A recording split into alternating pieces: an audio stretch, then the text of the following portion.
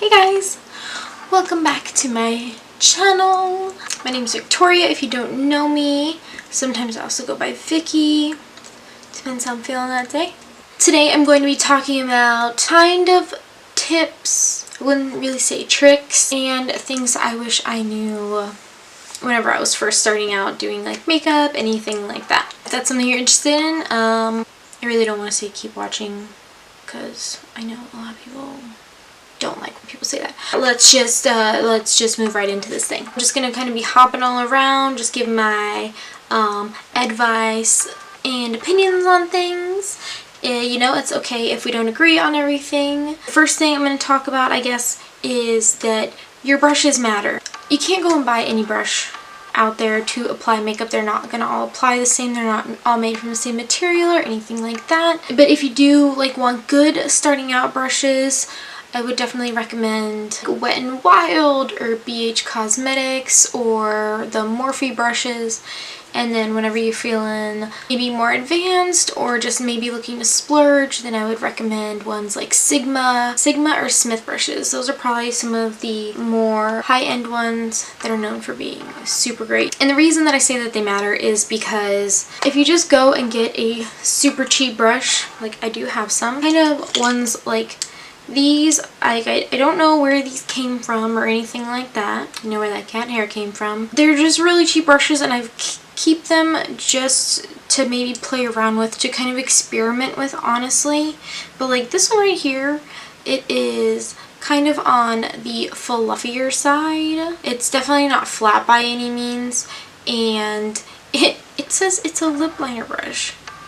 You can't line your lips with a fluffy brush. It ain't gonna happen. This is the kind of brush that I would use on my lips. So let me kind of show you the difference. There you can see it's fluffy, and this one right here is very thin and very flat. So you really just do some research, watch tons of videos. I can make a video on brushes. Let me know if you guys would be interested in something like that, and I can go into way more depth. If you get super good brushes, they can make your more cheap eyeshadows perform well. This is a foundation brush. This is also a foundation brush.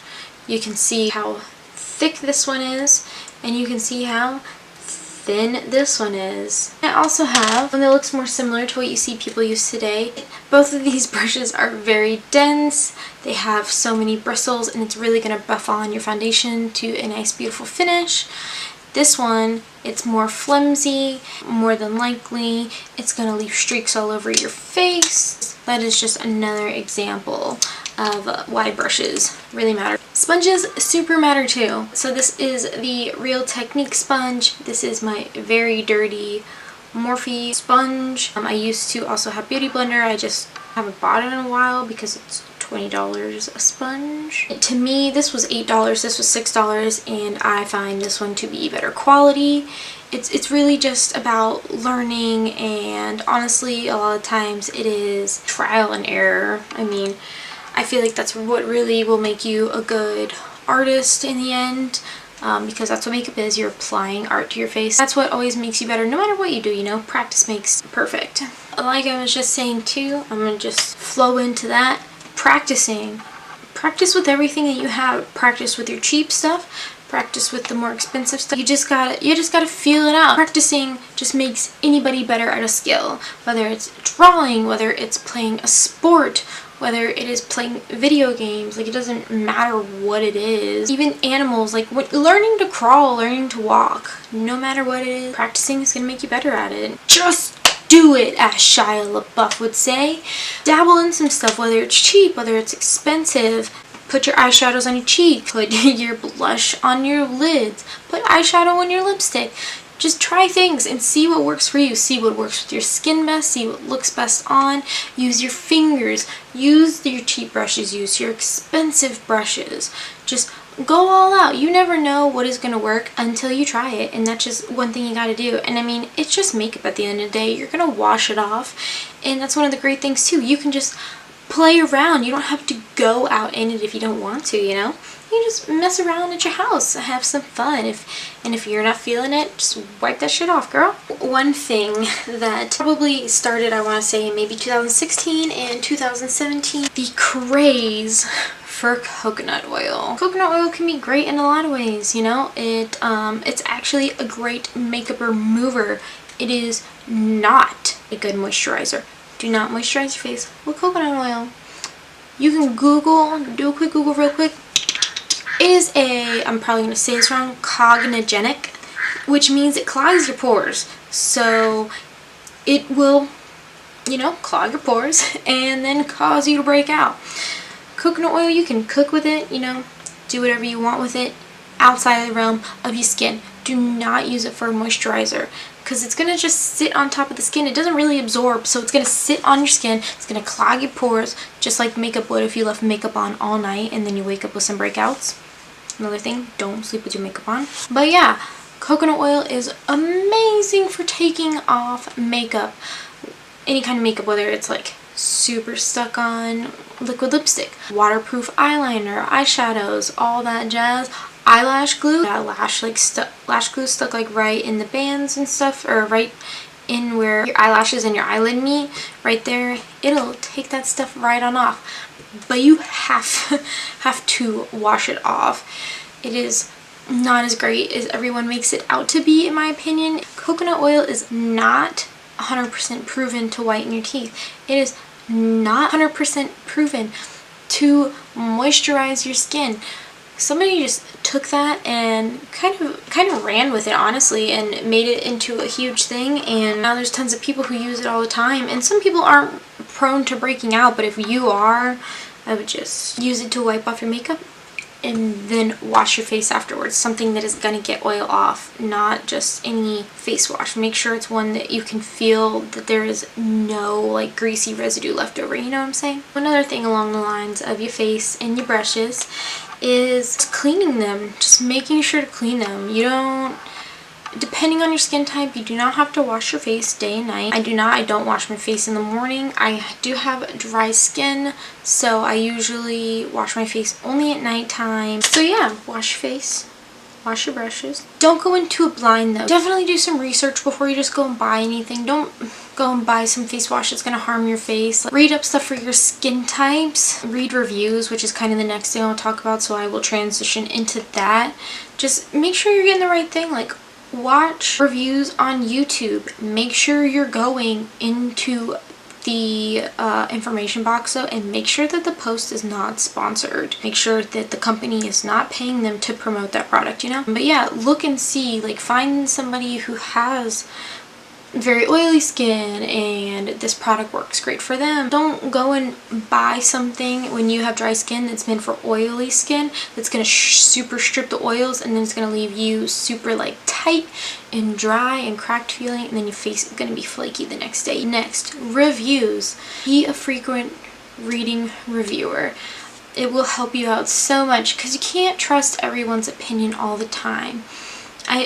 I love to go in and read through like at least a page of reviews to see like what problem maybe this person had or why this person loves it so much, you know, like, and then a lot of times there's going to be quite a few reviews that you or I can relate to, and it's like, oh, okay, well, this product probably would work really well for me. Also see too return policies, like, you know, obviously Walmart has and Target both have pretty easy return policies. So does Sephora, I think Ulta too. So I mean, definitely try stuff out and see how it works for your face. I mean, that's kind of all I have to touch on reviews. Just make sure to read them. Like, make sure to read lots and lots of reviews. And this should also be taken with like a grain of salt in a way, but, and I will definitely expand on this, do not trust everything an influencer says or everything that they write. And it is because of what I just said earlier, because of sponsored posts. If you are like been super into the beauty community and you follow people maybe like Samantha Ravindal or like Raw Beauty Christie, I know there's some other ones and I can't think of it. Those are two off the top of my head who are very open about sponsorships and getting paid and honest on all of their things, which is something I really appreciate. But there is so many influencers who do not put the post is sponsored and a company is paying them to maybe like talk well about their product. Companies do that. They like to say, hey, I need you for a minute during this YouTube video, say these good things and these top things about this product and why you like it so much. There's so many cases where people are sponsoring it and it's because they do love the product, which is great, but there are tons of people who sponsor so many things and they don't actually like it that much. Everybody has been raving about the freaking Morphe sponge and I cannot stand it. And I don't know in person anybody who does like it, but I want to try it because you know what? There were so many influencers who like it and yada yada yada. I feel like it absorbs almost more product than it applies, which I know the Beauty Blender in this Real Technique one is also, you know, like absorbing the product as well. It's a sponge, it's going to do that. But I feel like this is not applying nearly as much product as either one of the other sponges do, and I feel like it's a lot harder. Like if I'm doing it on the eye, like it hurts. Like if I'm blending out concealer or an eyeshadow base or something like that, it's just kind of rough. It never, even whenever I wet it, it never loses that kind of stiffness to it, if that makes sense. And there's tons of other stuff that I've tried and I'm like, wow, they're promoting this and this is garbage.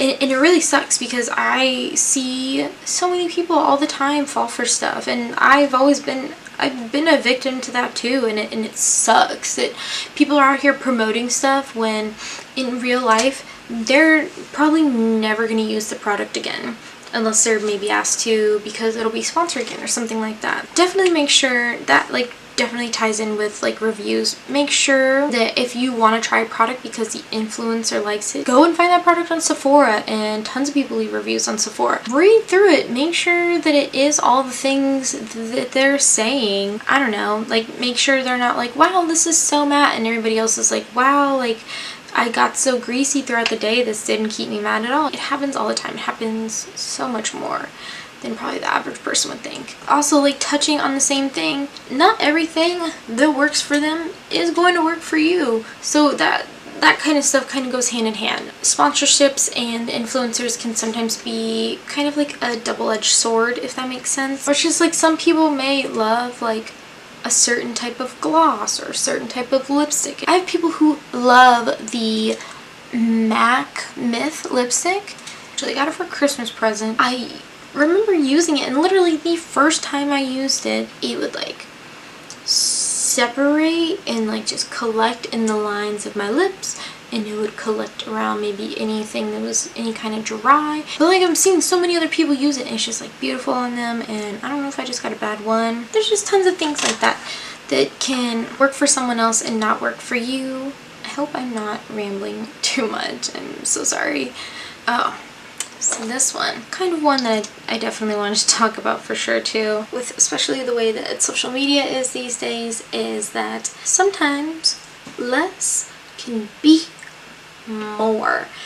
The amount of steps that people want to show you in like an IG video to take to apply, mainly like skin products, like you do not need 15 things to put on your makeup. A primer is not always necessary. Like you want foundation, you want concealer, go for it, but you don't have to prime and then color correct everything on your face how you'd see some people do orange and then they're doing green and then they're doing purple here and like all this crazy stuff, and then they're applying their foundation, which you're applying a full coverage foundation, and then they're applying a super full coverage concealer on top of that, and then a cream contour and a cream highlight, and then what do they do after that? Bake their under eyes, and then they will let that sit and they'll contour and highlight their whole face with powders next, and then they'll bake like under their cheeks, to hold even more product to make sure it's like a sharp and crisp line. They're applying like actual highlight, and then they're applying blush if they didn't already apply cream blush, or they're applying that on top of their cream blush. And like, that is just insane. It is not necessary by any means. I think 80% of the people don't need to color correct. Like, they're just trying, it's like a marketing thing, and it's clickbait. That's what it is. Freaking clickbait. I freaking hate clickbait. Oh man. Like those things where they're like putting like a fucking lighter to their eyelashes or some stupid crap like that. I cannot stand that stuff. Like, I know you're trying to get your views and everything, but you do not need to drop that low, in my opinion. I don't know. Maybe that's just me. Maybe some people enjoy the videos. Like I said, not everything's for everybody. My face is, I would say, almost full coverage. It's like very, very medium to full coverage. I didn't apply a primer today. I never, ever, ever color correct. I applied foundation, and then I applied concealer under my eyes to brighten some more. I put concealer around my nose because hormonally women get a little bit more red there. And then on my chin, because I touch my chin so much, I need a little bit extra coverage, a little something to hold better. And then I set my under eyes. I set right here on my forehead because I have a very fine line of a wrinkle that would collect the makeup if I don't set it with some powder. And then I set my chin with powder because, again, I'm touching it so much. I don't do cream contour, don't do any more cream highlighting besides the concealer that I was using in that method. If I do cream blush, I'm not putting powder blush on top of it. Maybe you've watched my contour video. If not, you know, shameless plug right here, you know what I'm saying? It's gonna be right here in this upper hand corner. You see this little eye? I'll put it right there. Maybe you want to check it out. Bronzer, then contour, then highlight, and then blush, and then I call it a day on my face. I don't need 5 or 6, 7 products that everybody else uses. Like, it's like not necessary by any means. You can have a full coverage face with like 4 products. You don't need 10. Everything that they're saying, especially when people are like, oh, they'll show you those crazy videos of them contouring their lips to make them look all big. So they'll, you know, they'll overline a little bit, and then they'll put some lines in the middle to contour the lips essentially. Then they'll put, not even as dark as mine, but they'll just put a darker nude lipstick on top of it. And then it's gone and you can't even freaking see it. And all you can see is that they overline their lips. Like, really? Come on, dude. Not cool at all. I don't know. Just why? I don't know. Okay, so I think I've done enough rambling on that topic. I'm a little passionate about that. I'm sorry. I just don't like people being misled. It's super frustrating to me. I'm a very, if anybody, you know, anybody who knows me in real life, I'm a very open and I'm a very blunt and honest person, and I do not want somebody to be misled, especially because of me. But yes, okay, now I'm done with that. The last thing that I'm going to be talking about is do whatever you want to do. Who cares whatever people think? Who cares if people think it looks wrong or they don't like it? It doesn't matter. As long as you love something, you rock that shit. You own it. Like, have the confidence to walk out on the street with it. It doesn't matter what people think about you. I just really think you should always be yourself. I have had so many people be like, oh, your hair, oh, your makeup, oh, your clothes, oh, your tattoos, like, oh my god. I mean, it's like, your opinion does not matter to the extent where it's going to affect me. Like, whatever, I'm like, whatever, you might make me a little annoyed that you said that about me, but at the end of the day, I don't give a fuck. You don't pay my bills, you're not my mama. You should love you and enjoy all the things you do and have fun, because that's why we're on this earth, is to live our best lives. I kind of think I'm done. I don't really have anything else much to talk about. I'm sorry if that's not too many tips or tricks. I hope that, like, maybe you at least enjoyed watching me ramble about some things. I hope you guys enjoyed this video. I hope you guys have an amazing weekend and the rest of your day today or the night, whatever you're doing, and I will see you guys next week. I love you guys. Oh, also, my social media will be linked below if you want to be friends on anywhere else besides here. Okay, bye!